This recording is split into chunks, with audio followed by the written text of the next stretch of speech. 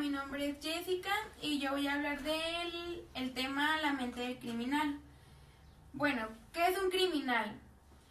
Son depredadores infrenables e imposibles de tratar en quienes la violencia es planeada, decidida y carente de emociones.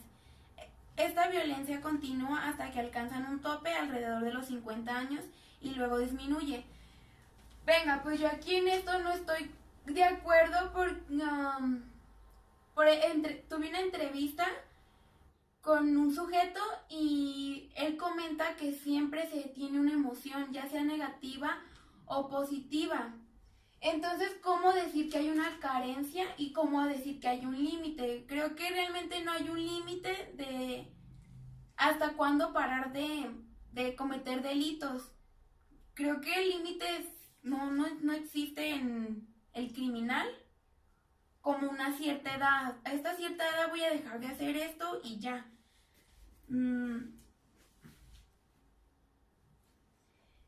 Su falta de emociones refleja un estado de desprendimiento, de audacia y posiblemente discosia.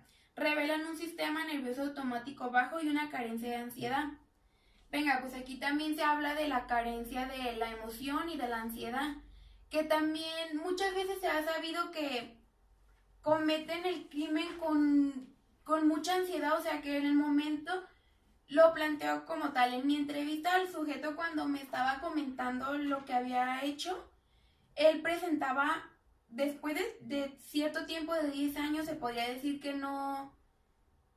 cometió el delito, seguía presentando ansiedad y comenta que sentía que lo estaba volviendo a vivir. Entonces, insisto, ¿cómo decir que hay una carencia de algo?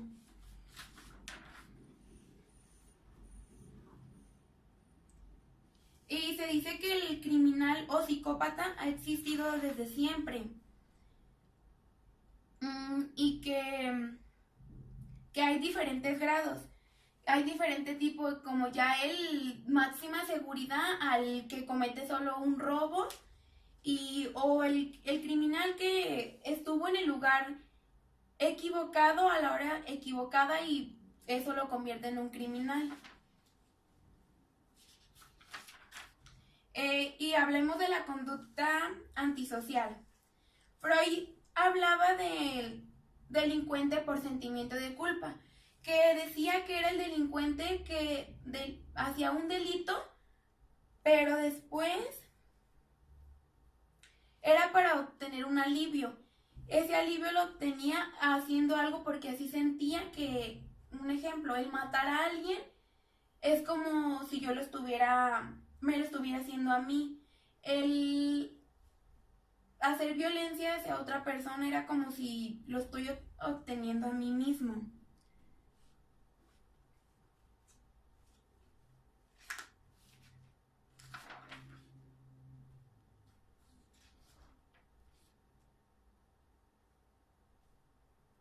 El delincuente sin sentimiento de culpa es aquel que no tiene morales y lo justifica, o sea, justifica lo que hace por ayudar a la sociedad. Ya últimamente hemos estado viendo los llamados limpias de sociedad, algo así, donde matan a los ladrones y es como estoy ayudando a mi sociedad, o sea, lo estoy matando para que ya se acaben los rateros. Adler creaba la llamada psicología individual y decía que había tres principales postulados: los sentimientos de inferioridad, los impulsos de poderío y los sentimientos de comunidad. Que estos tres componen al ser humano. Entonces, si había como algo mal en el individuo, él trataba de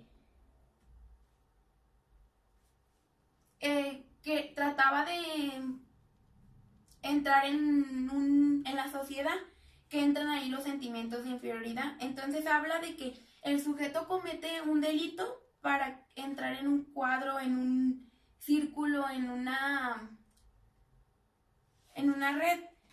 Entonces aquí hablo de mi sujeto. Él me comenta que sí, cuando hizo su primer delito fue para entrar en un círculo, o sea, quería sentirse igual que los demás, él no se animaba, él nunca se creyó capaz de cometer el delito que hizo, pero el querer entrar en un círculo, el querer ser perteneciente y dar como miedo y respeto ante los demás, lo llevó a cometer el delito. Theodore Reid señaló que el acto criminal debe ser la expresión de la tensión mental del individuo, surgiendo de su estado mental, para constituir la satisfacción prometida a sus necesidades psicológicas. Entonces, él nos habla de que para que el delincuente cometa un delito tiene que haber como un problema mental. Y sí, muchas veces se ha visto que los delincuentes tienen problemas mentales. Me tocó conocer a una persona en el reclusorio femenil que está ahí por, no recuerdo X cosa que hizo, pero está ahí, tiene problema mental bajo, o sea, no tiene muy alto, pero sí tiene uno.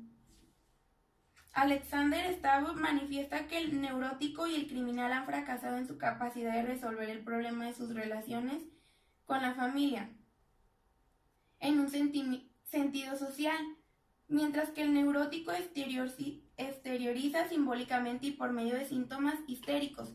Él habla de que la mayoría de criminales tienen problemas con la familia y eso los hace que cometan delitos.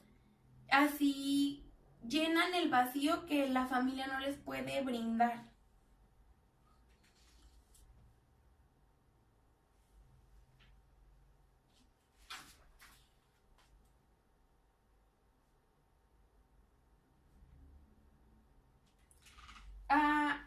Carl Abraham habla de que los individuos con características delincuenciales se encuentran fijados en la primera etapa sádica oral, individuos con rasgos agresivos, regidos por el principio del placer.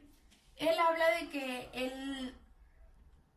el delincuente lo que busca es el placer, busca con lo que hace encontrar el placer. Yo me enfoco en mi sujeto, él me comenta que cuando mató a su primera víctima, él no sintió placer. Pero cuando llegó la segunda víctima, en el momento sentía miedo, sentía ansiedad. Pero ya estando ahí con el cadáver, sintió un placer que no se explica y fue donde lo llevó a torturarlo más cruelmente. Melanie Klein nos habla de los niños antisociales.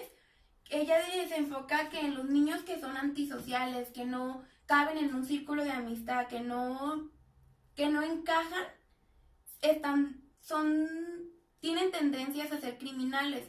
Yo no estoy de acuerdo en eso porque me enfoco en mi sujeto, o sea, él no era un niño que se reprimía, era muy sociable. Platicando con los vecinos, era un niño muy querido. Hay gente que todavía no cree lo que hizo y aún así él cometió crímenes de masacres, se llega a considerar un pozolero y siendo un niño querido. Para Lacan, él dice que es el inconsciente lo que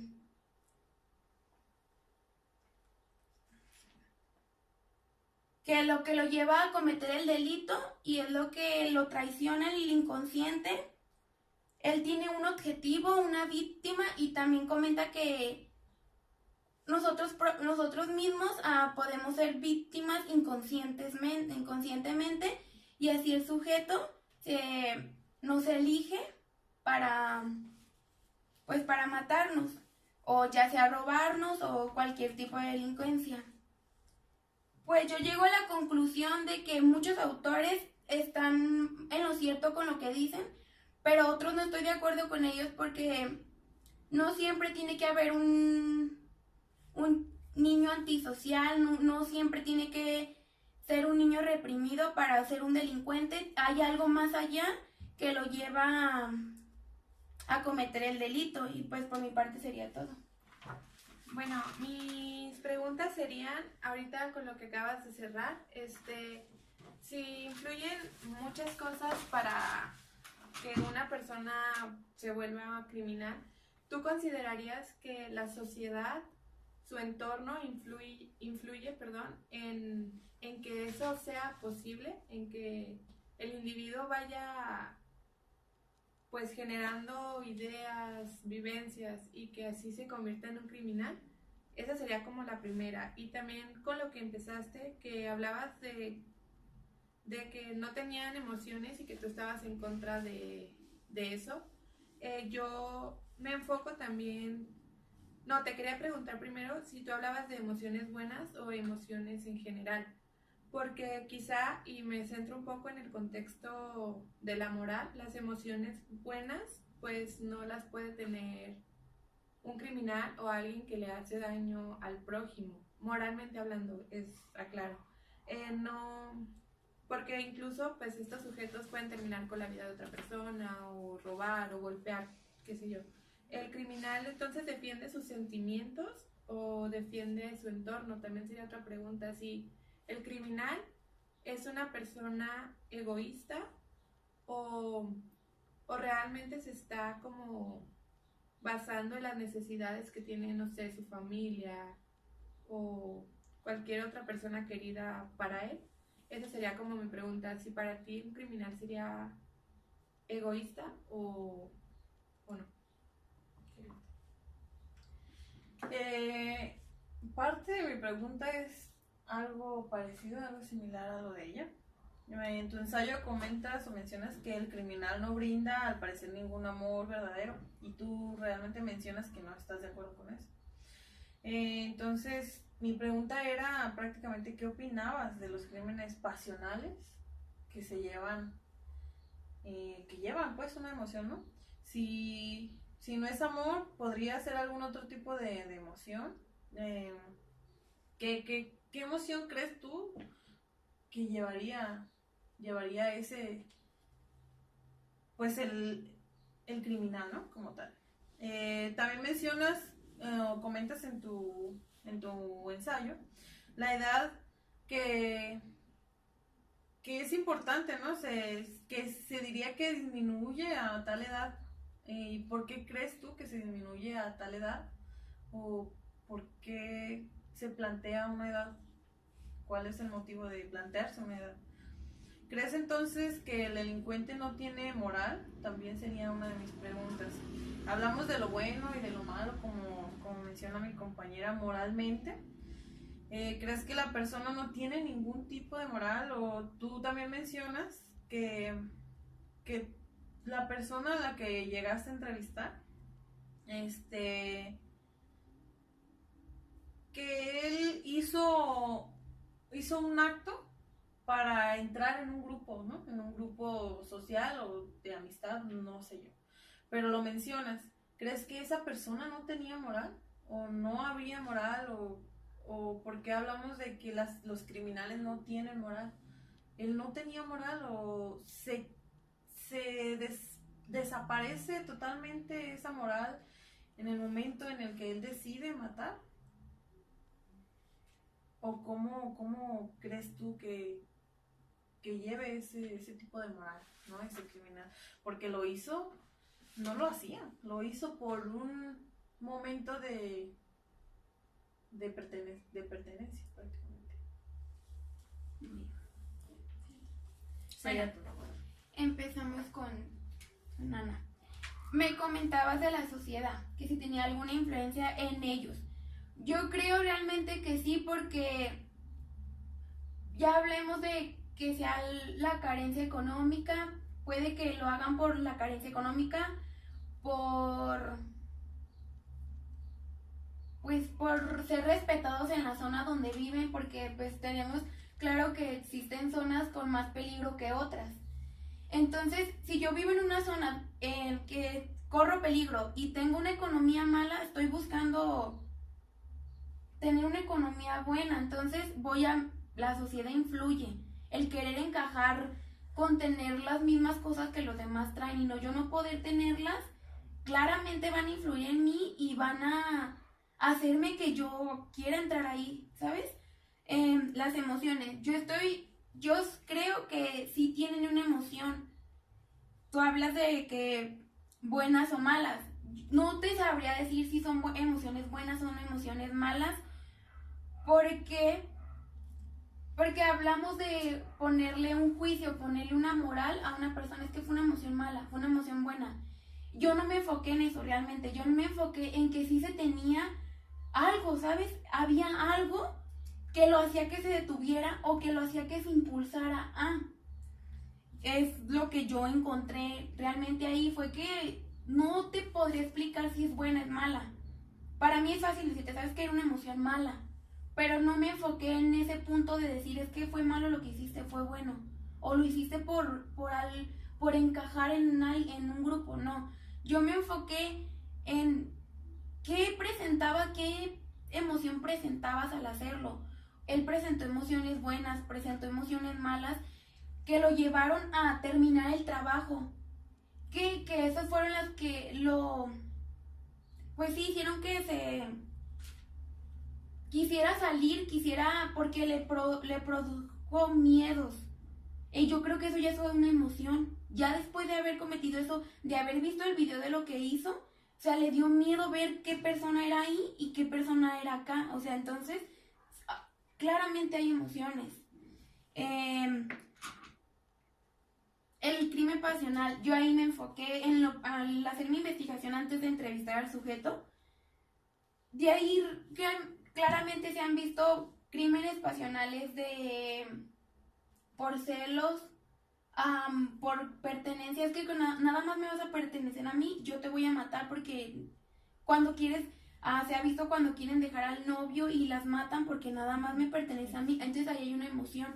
No te sé decir si es amor, si es porque me pertenece solo a mí y a nadie más, pero claramente hay una emoción ahí, y es lo que, como le comentaba a Ana, no podría explicarles qué tipo de emoción ni ponerles una etiqueta, porque yo no me enfoqué en eso, pero hay una emoción, ya que te dé puntos buenos, te dé puntos malos, pero la está presente. En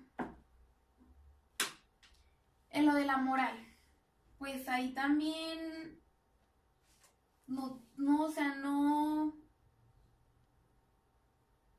moral, se supone que todos tenemos la moral, y yo creo que ellos la tienen, pero ya dependiendo también la educación que tengan y el tipo de colonia donde vivas, yo creo que la moral ya va dependiendo, ¿no?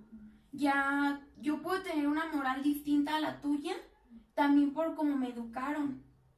Pero también cabe recalcar que mi sujeto no fue mal educado, o sea, y ahí es donde y tiene estudios. O sea, no continuó con la prepa, pero tiene la secundaria. Y ahí es donde no te sabría decir qué influyó. Sí sabemos lo que influyó, o sea, querer encajar en una sociedad, en un grupo, conseguir dinero, conseguir respeto, pero no te sabría decir qué tipo de moral tenía mi sujeto, si es que hay un tipo de moral. Y pues por mi parte sería todo. Gracias. Gracias.